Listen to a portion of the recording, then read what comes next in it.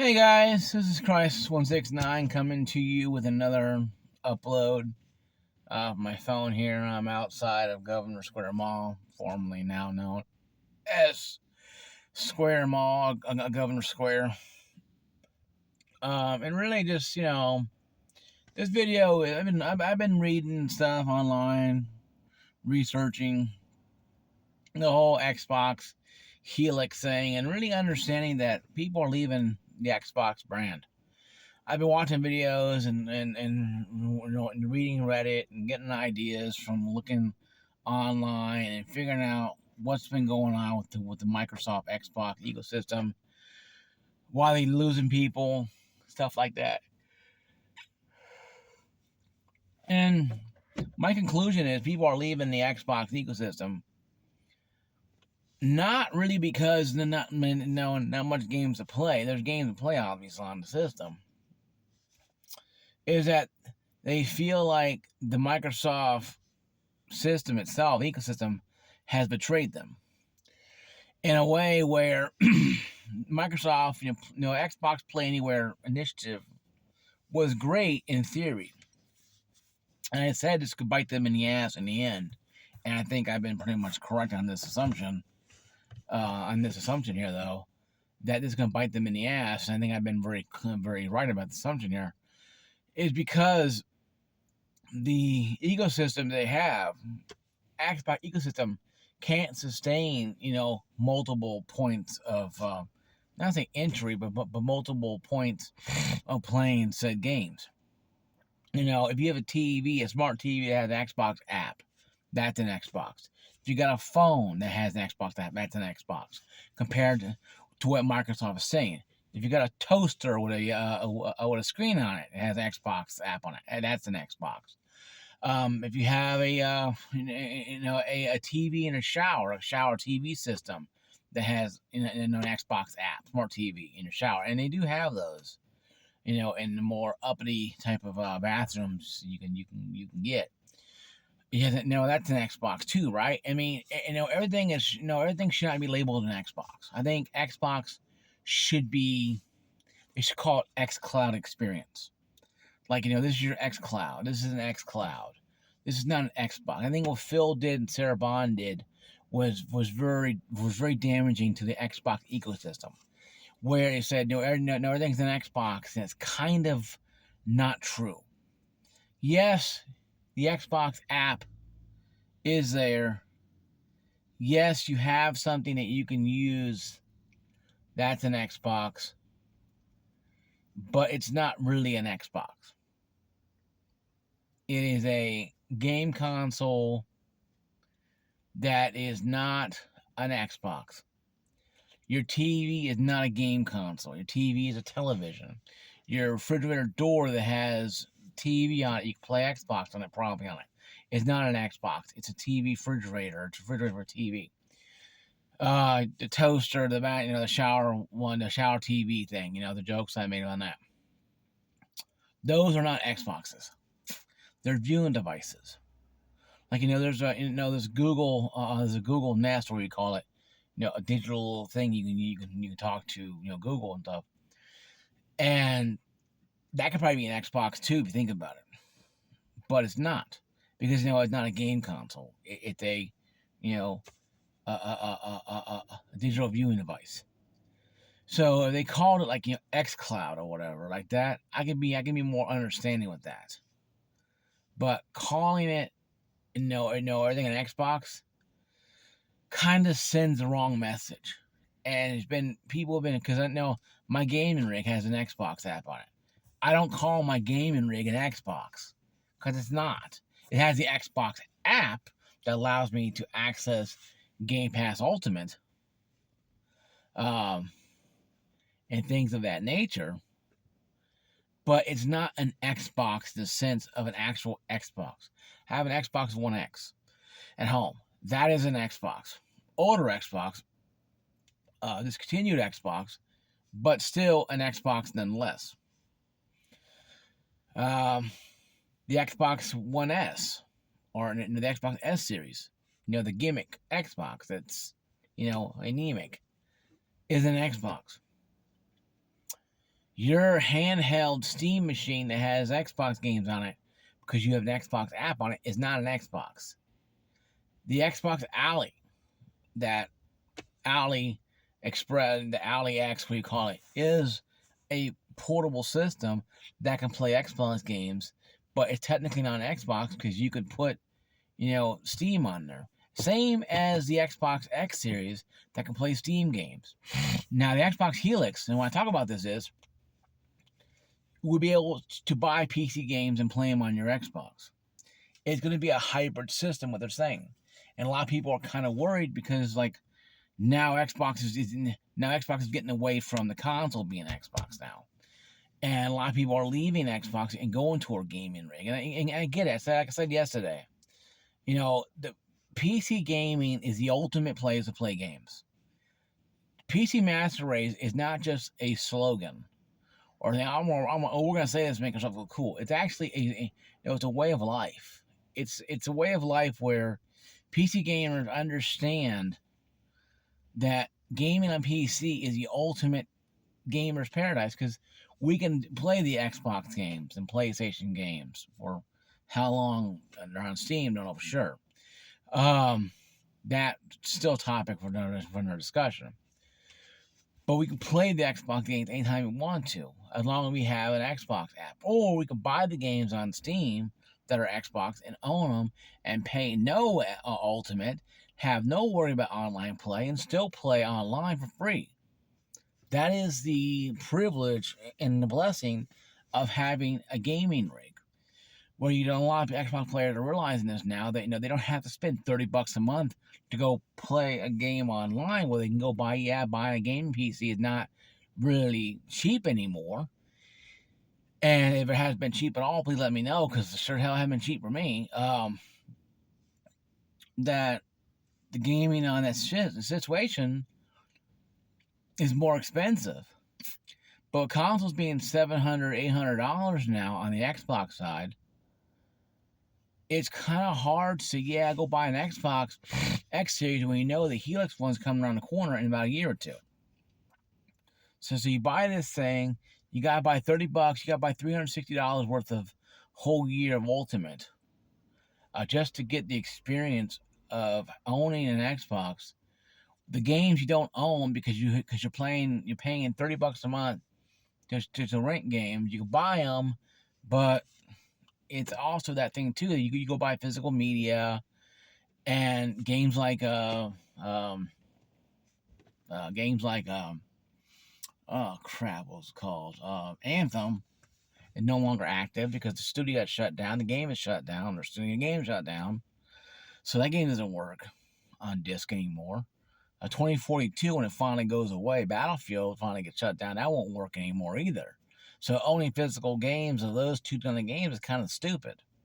So having an Xbox Game Pass back then was good because you could rent these games or own them or temporary rent them for a long period of time. So it's really hard for people to spend $30 a month, about $360 a year, on a rental service. And even if you own the games on the Xbox, will they carry over to the next Xbox? There's not a guarantee that they will. Now, in the Helix probably will. What I've been reading about the Helix is that a lot of the game purchases on the series should move over. So it would count. But what happens if it doesn't? We've all had 360s and original Xbox games that still waiting on to move over to the Xbox New Age ecosystem that still had not come to fruition. We still have not seen the Xbox games of yesteryear come over to the Xbox X series. The older games, the titles that have been lost to history. That are on the Microsoft Xbox. They're now under the umbrella because they own the companies now. What games they are, I don't know for sure exactly. I know there's few out there, but there's probably hundreds out there. But the point I'm trying to say is, though, the Xbox people are leaving the console. The Xbox people are leaving the console. The Xbox is leaving because the console generation of Xbox has been pretty much a failure. It's been a glorious failure. And that's what the Xbox has been, a failure. It has not been the winning situation that they thought it was going to be. It's all started because of the Xbox One and its useless, you know, announcement and reveal, and they backtracked every step of the way, and they still couldn't get any traction. And I think the most biggest problem is today, with me personally, with people today, with the game generation today, is that gives me a lot of hope. The gamers are finally waking up to the realization that these console manufacturers just want to just hook you into an ecosystem and have you just give money. Like I've been doing since I got in the ecosystem. And I was a console gamer way before going into a PC gaming. So I can't throw stone at people for buying an Xbox because it's all the money they got. If you got enough money to buy an Xbox and it's all you can afford, maybe like I said, your parents got sick or whatever happened, animal put the animal down, your dog down, whatever. I understand that sucks. Life does happen, so I get it, and that's why I'm not mad about it, or I'm not poking at people, making fun of them, because I understand people have problems and stuff like that. But I also understand too, though, that in gaming is not a poor man's hobby. You can't be a gamer and be poor. It just doesn't work that way. That's just not how that works, And I think with the Xbox ecosystem being as in tatters as it is right now, because there's so many different damn freaking voids of the gamers here. This gamer here says that Xbox is this situation. This gamer says, well, Xbox, you need to go back to the roots of just having only on Xbox and hell PlayStation and hell PC. This Xbox gamer said we need to be more open and have it less on TVs and more on PC and maybe even PlayStation, and that's it. Don't have it on TVs and side panels and toaster things and refrigerator doors that have a TV connection, internet connection. I mean, it's just everybody has their way of doing things, saying things. I'm happy that Microsoft wanted to grow themselves past the realm of just being a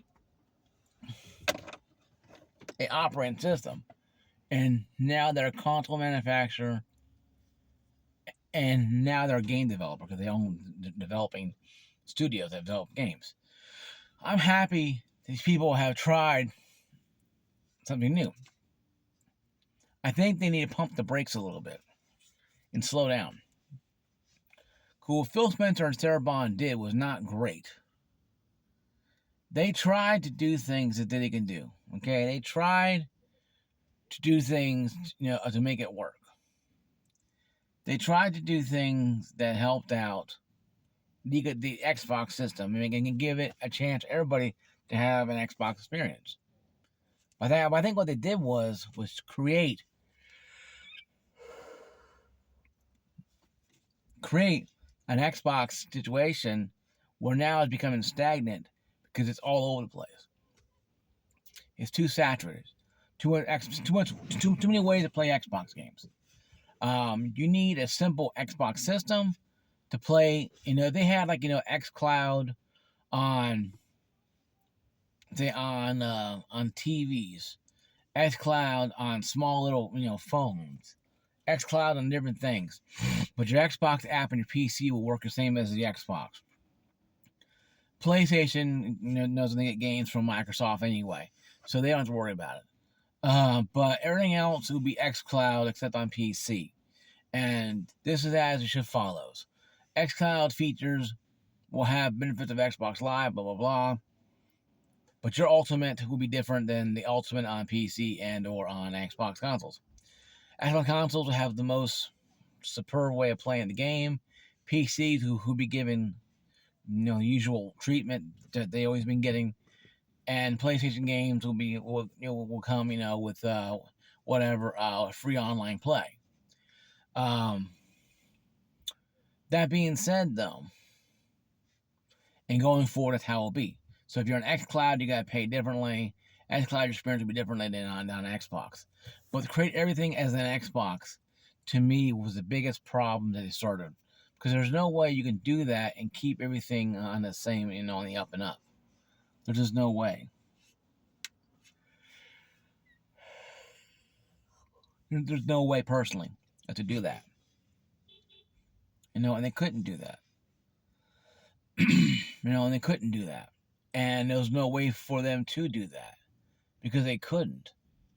They couldn't get that going fast enough, folks. It was no way that you could tell me that the Microsoft company was going to take Xbox and launch them all over the planet on every TV, phone, tablet, everything they can.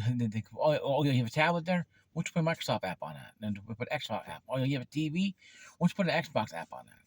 It's like, you have a wrist phone, a wristwatch phone. Why don't you put an Xbox app on that? I mean, it just seems like the Xbox is everywhere. A lot of people are leaving the Xbox ecosystem because they feel like they're being we bought an Xbox and we're nobodies, and it's like, okay, so what are we going to do about the Xbox problem? And Microsoft's silent on it because I don't think Microsoft knows what they're going to do with this system, what they did, what the previous administration at Xbox has done. They'll do something, and I think if they go, there's two ways around it. Before I end the video here, there's two ways like that they think how they can do this. Scenario one, they reverse all situations that Phil Spencer and Sarah Bond did. They reverse all of it. No more Xbox anywhere, no more of that stuff anywhere. That's one scenario. One scenario is still reverse all situations, revert everything, but keep games on PlayStation, keep the games on Xbox, limit the xCloud, call it the xCloud experience, and limit it, and limit it to certain TVs, phones, and tablets only. Things like that, and maybe have different features for different cost features for that. Make it cheaper for those who are playing it on the cloud compared to the Xbox, because the Xbox hardware is going to be doing all the heavy lifting, where the cloud is going to be doing streaming from the Microsoft, stuff like that. Or make it more expensive. I don't know for sure. Whatever. That's something that Microsoft can work on with a think tank of people. They can ask 100 people. They can poll 100 people. Do online surveys or whatever, and get a better idea what to do with that. But I think shrinking down the ways to play an Xbox, and to make it where it's only going to be a certain number of tablets, and certain tablets, phones, things of that nature, TVs. Scenario two is to really start ringing in the prices. What I mean is $30 a month is too expensive. I don't care how much money they spend on Activision. $30 a month is not going to work. Drop back down to $19.99. Or if you're going to keep it $30 a month, give a big incentive. Why? You get first party studios. You get the game with fame. They had that slogan back on 360 where certain times of a month or year, certain famous people, basketball stars, football stars will come online and play, and you can play with them. You may even voice chat with them, playing Halo or games of that nature. Things of that nature, something like that. Or if you pay $30 a month, you get special gifts or whatever. You get special gifts. You get maybe rebates on on controllers or whatever nonsense. I don't know. But something that they're getting to sweeten the deal, paying $30 a month, 300 something plus dollars a year. But also scenario two, revise a lot of their cost cutting measures. Don't just fire people to fire people. They need to really understand what they need to get into. And I think if they do that, they'll be better off. Well, guys, this is my channel. This is my video. Thank you for watching my video. Like, subscribe, and the case, ring that bell. See you guys later. Peace out.